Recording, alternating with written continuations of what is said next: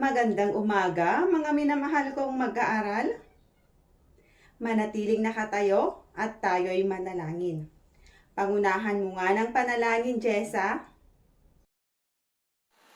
Manalangin po tayo. Panginoon, maraming salamat po sa binigay ninyong pagkakataon upang kami ay matuto. Gabayan mo po kaming lahat upang malinang ang aming isipan at maunawaan ng lubos ang mga leksyon na ituturo sa amin.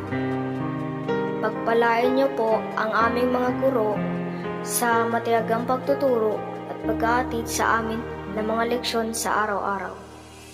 Maraming salamat po, Panginoon. Ikaw po ang aming sandigan at lakas. Amen.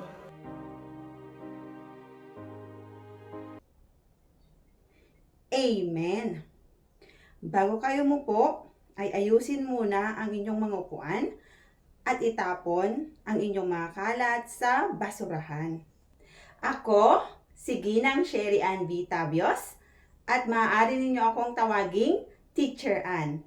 Ako ang magiging guro ninyo sa asignaturang Filipino, pero bago yan, meron tayong tatlong ay tuntunin sa ating klase. Una, makinig sa ating pag-aaralan. Pangalawa, huwag makipagtsismisan sa katabi. At pangatlo, makilahok sa ating talakayan. Maliwanag ba, grade 8? Handa na ba kayong matuto? Di ko marinig. Handa na ba kayong matuto? Hayan, yan ang gusto kong enerhiya ninyo sa ating klase araw-araw. Sino sa inyo ang nakakaalam sa kantang Tatlong Bibe? Alam nyo ba ang kantang Tatlong Bibe, class? Magaling kung ganon. Ngayon, dahil alam ninyo ang kantang Tatlong Bibe, magsitayo kayong lahat at ating kantahin ang Tatlong Bibe. Maliwanag ba? At kung sino ang hindi kakanta, siya ang kakanta mag-isa dito sa harapan. Maliwanag ba? Okay. Kantahin na natin ang Tatlong Bibe.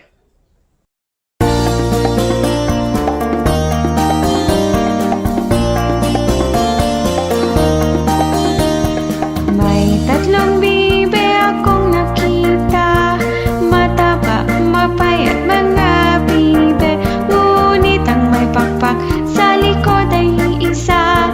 Siyang lider na nagsabi ng kwak, kwak, kwak, kwak, kwak, kwak, kwak, kwak. Siyang lider na nagsabi ng kwak, kwak. Tayo na sa ilog ang sabi, maligo, maligo mga bibe, ngunit ang may pakpak sa likod ay isa. Siyang lider na nagsabi ng kwak, kwak, kwak, kwak, kwak, kwak, kwak, kwak. Siyang lider na nagsabi ng kwak, kwak. May tatlong bibe akong nakita, mataba, mapayat mga bibe, ngunit ang may pakpak sa likod ay isa. Siyang lider na nagsabi ng kwak, kwak, kwak, kwak, kwak, kwak, kwak, kwak. Siyang lider na nagsabi ng kwak, kwak. Tayo na sa ilog ang sabi, maligo, maligo mga bibe, ngunit ang may pakpak sa likod ay isa. Siyang lider na nagsabi ng kwak, kwak, kwak, kwak, kwak, kwak, kwak, kwak. Siyang lider na nagsabi ng kwak, kwak.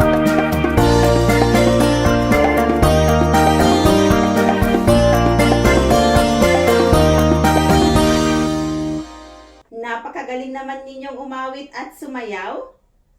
Palakpakan ninyo ang inyong sarili dahil napakaganda ng inyong ginawa.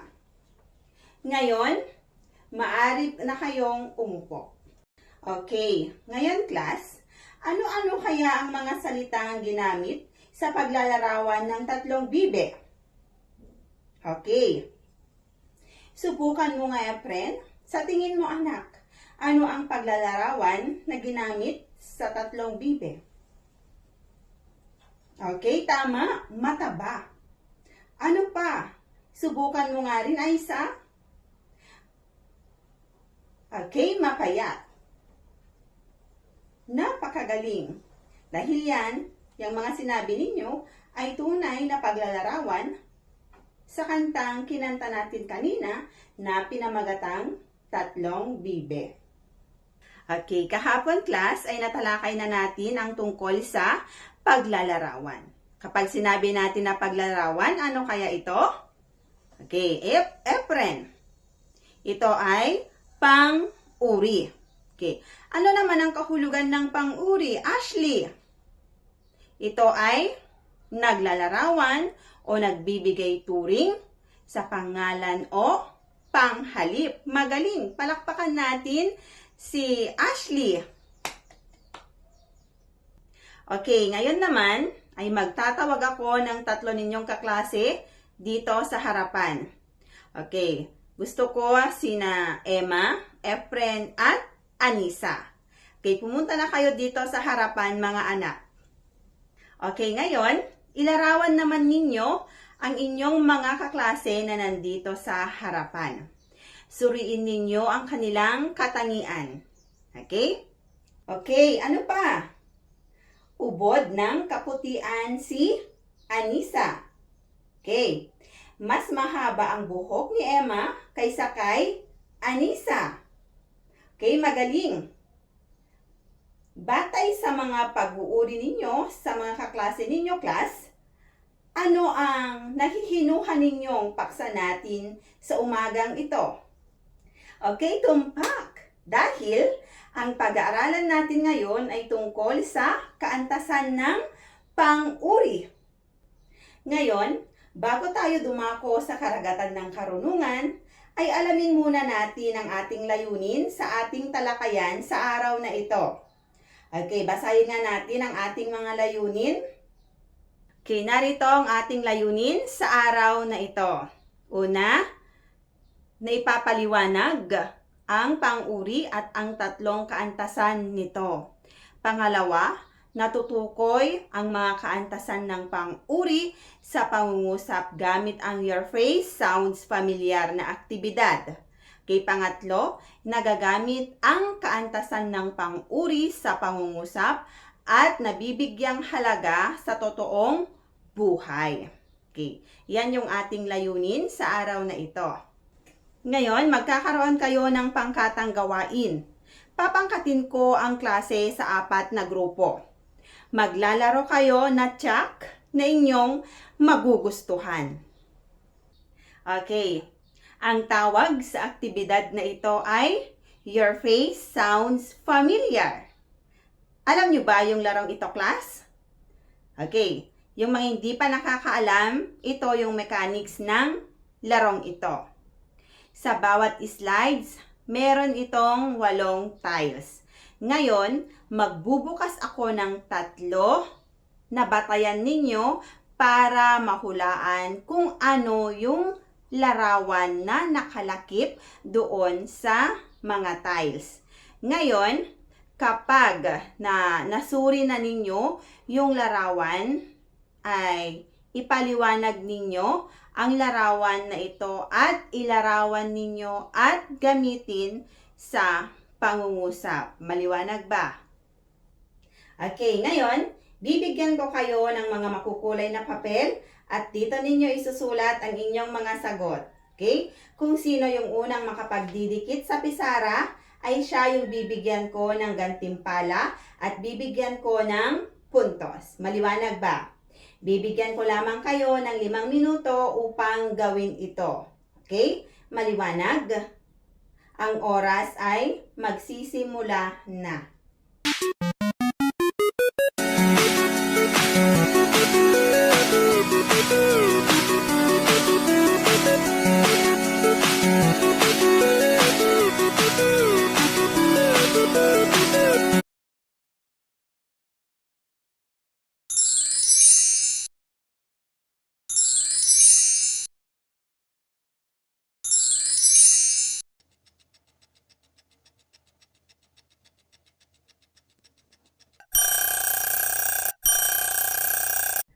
Para sa unang larawan, tignan nga natin kung tama ba yung mga sagot ninyo. Ang unang nakapagdikit sa pisara ay ang unang pangkat. Okay, suriin nga natin kung tama ba ang kanilang hula. So, ang kanilang sagot ay walang iba kundi si Sarah Geronimo. Okay, tignan natin kung tama ba ang kanilang sagot.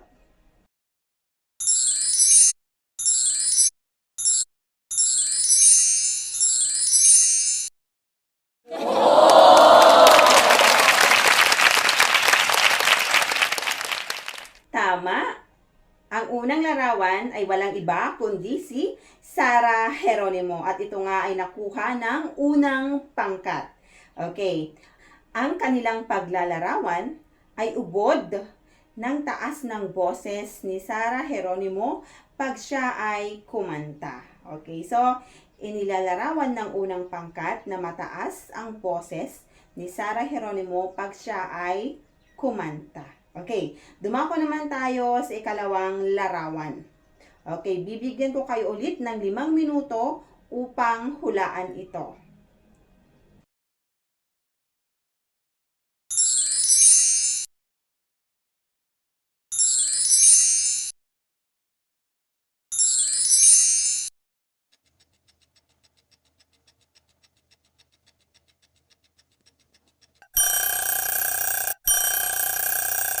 Ngayon, sa ikalawang larawan naman, ang nakaunang nakapagdikit sa pisara ay walang iba kundi ang ikatlong pangkat.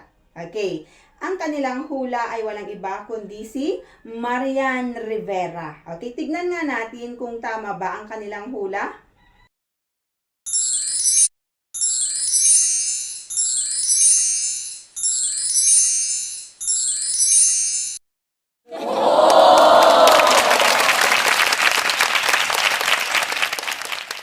Magaling! Nakuha nila yung tamang larawan.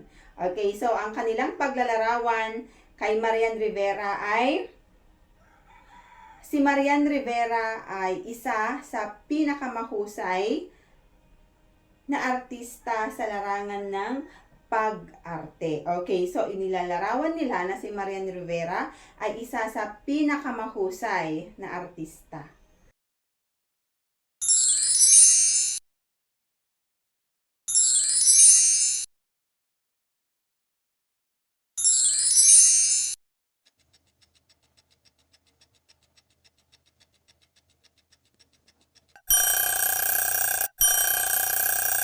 Ang ikatlong larawan naman ay nahulaan ng ikalawang pangkat. Okay. Ayon sa mga ikalawang pangkat, ang nahulaan nilang larawan ay walang iba kundi si Jessica Soho. Okay.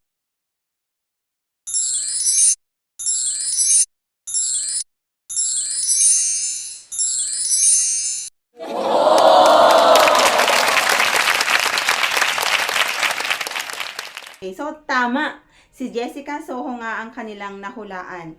Ayon sa ikalawang pangkat, ang paglalarawan nila kay Jessica Soho ay walang makatumbas. Ang angking galing at talino kapag si Jessica Soho ang nagdokumentaryo. Okay, so tama. So walang makakatumbas ang kagalingan ni Jessica Soho sa larangan ng dokumentaryo. Okay, so dumako naman tayo sa panghuling larawan. Ito ang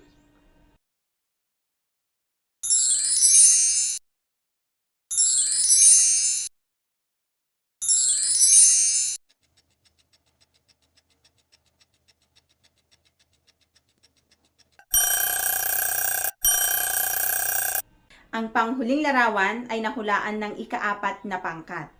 Ayon sa kanila, ang kanilang nahulaan ay walang iba kundi si Manny Pacquiao.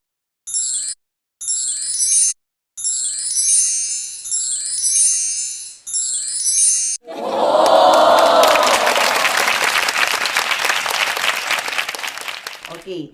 At inilarawan nila na si Manny Pacquiao ay taob ang mga kalaban niya dahil sa lakas ng kanyang suntok. Okay, so inilalarawan nila na malakas ang suntok ni Manny Pacquiao. Okay, ang ginawa ninyo kanina sa pangkatang gawain ay binigyan nyo ng paglalarawan at binigyan nyo din ng turing. Okay, so inuri ninyo sila base sa kanilang kaantasan. Okay, so napakagaling ng inyong ginawa dahil gumamit kayo ng mga kataga upang higitan ang mga bagay. Okay? Ngayon, mayroon tayong tatlong kaantasan ng pang-uri. Una, ang lantay. Pangalawa, ang pahambing. At ang pangatlo ay pasukdol. Ngayon naman, unahin natin ang lantay. Ano ba yung kahulugan ng lantay? Base sa kaantasan ng pang-uri, batay sa lantay, ang kahulugan ng lantay ito ay isang pangalan o panghalip ay inilalarawan lamang. Hindi ito inihahambing sa ibang panghalip. Okay. Halimbawa, ang paglalaro ng online games ay nakakaaliw. Sa halimbawa ba na ito ay mayroon bang paghahambing? Okay, tama. Wala. Walang naganap na paghahambing dahil kung susuriin natin ang pangungusap, ay sinasabi lang dito na nakakaaliw ang paglalaro ng online games. Okay. Isa pang halimbawa, mahaba ang buhok ni Esther. So dito, kung mapapansin natin dito, inilalarawan lang si Esther na mahaba ang kanyang buhok. Maliwanag na ba ang lantay, class? Okay, magaling naman kung ganon. Okay, ang pangalawa, ito ay pahambing. Ang pahambing, ito ay ginagamit na antas upang ihambing ang katangian ng dalawang pangalan o panghalip. Halimbawa, mas matalino si Efren kaysa kay Johnny. Okay, so dito, kung susuriin natin yung kahulugan natin, sinasabi dito na mas matalino si Efren kaysa kay Johnny. So, meron naganap na paghahambing. Ito ay ang mas matalino si Efren kaysa kay Johnny. Maliwanag ba? Okay, ngayon, dumako naman tayo sa pangatlong kaantasan ng pang-uri. Ito ay ang pasukdol. Sa paghahambing ng tatlo o higit pang pangalan o panghalip, ginagamit ang kaantasang ito. Okay, dahil dito, sinasambit nito ang mga katangian ng isang pangalan o panghalip ay pinakamatindi sa lahat. Dito, ginagamitan ito ng mga katagang sakdal, ubod, napaka, hari ng walang kasing at lubha. Okay, halimbawa, ubod ng tamis ang kakanin na kinain namin sa restaurant. Bakit kaya sinabi dito na ubod ang tamis ng kakanin sa restaurant? Siguro, baka marami na siyang nakainan. Pero, nung siya ay kumain sa restaurant na ito, ay dito siya nakatikim ng mas may pinakamatamis na kakanin na kanyang natikman. Kaya, nasabi niya na ubod ang tamis ng kakanin sa restaurant na iyon. So, maliwanag ba? Yan yung tinatawag natin na kaantasang pang-uri batay sa pasukdol. Okay. Humanap kayo ng inyong kapares at mas mainam na yung katabi na lang ninyo ang inyong kapares para hindi na magkagulo pa. Ganito ang mechanics ng gagawin ninyo. Gamitin ninyo ang tatlong kaantasan ng pang-uri at ikumpara ninyo ang iyong sarili sa partner ninyo. Okay, gamitin ninyo ang lantay, pahambing at pasukdol. Dapat magsimula kayo sa lantay, pahambing at pasukdol ha. Hindi pwedeng mauna yung pasukdol, pahambing at lantay. Maliwanag po ba? Okay, ngayon bibigyan ko lamang kayo ng 5 minuto upang gawin iyan. Okay, so ang oras ay magsisimula na.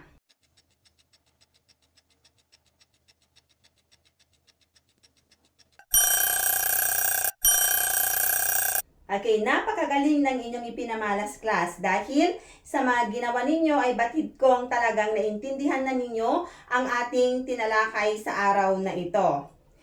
Ngunit mga anak, dapat huwag ninyong ikumpara sa totoong buhay, huwag ninyong ikumpara ang inyong mga sarili sa inyong mga kapwa dahil mayroon tayong mga kanya-kanyang abilidad at kakayahan. So, dapat huwag ninyong ikumpara yung inyong sarili sa inyong kapwa. Maliwanag ba? Ngayon, dahil batid kong naintindihan na ninyo ang ating talakayan, kumuha kayo ng isang buong papel at sagutan ninyo ang ating mga katanungan. Okay? Bibigyan ko lamang kayo ng 5 minuto upang gawin ito. Maliwanag ba? Walang magkopyahan dahil kung sino yung makita kong mangopya sa katabi ay pareho kayong walang makukuha.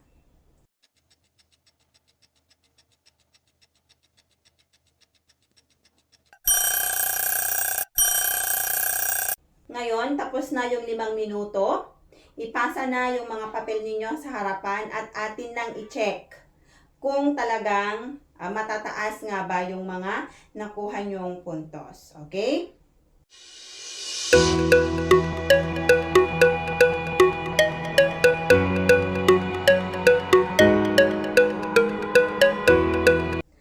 At ang inyong takdang aralin, saliksikin ninyo ang patungkol sa kayarian ng pang-uri. Isulat ninyo ito sa inyong kwaderno at i-check natin yan bukas ng umaga. Okay, maraming salamat at paalam!